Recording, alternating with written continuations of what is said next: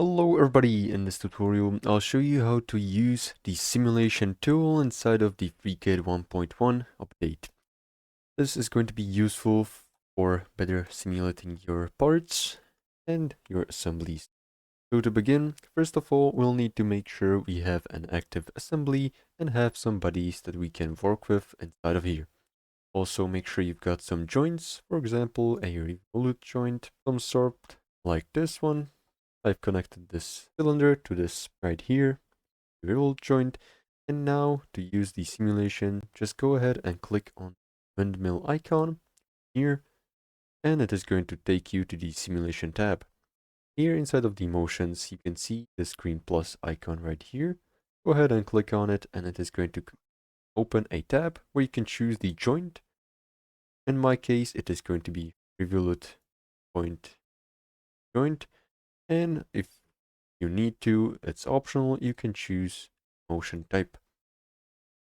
About the formula, we don't need to worry about this, and then just click OK. Here you'll see we have the joint added. Now if we scroll down a little bit, here you'll see the simulation settings. The start setting is going to determine when the simulation is going to start, after what time.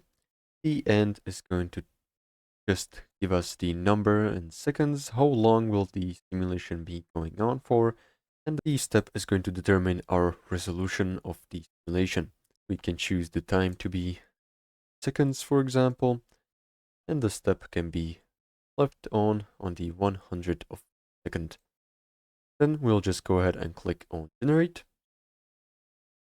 And as you can see here, we have another tab which shows us the frame amount, and here we can also choose the frames per second. To play the simulation, go ahead and click on this arrow right here, and it is going to play the simulation. And if you want to make the simulation much smoother here, frames per second, go ahead and change them to 60, and then once again play forward. And as you can see, it is much smoother. Now also, you can add more joints to the simulation. So for example, I've made a body right here, which is connected with the revolute joint.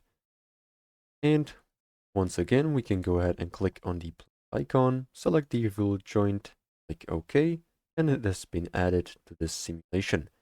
You can generate it once again.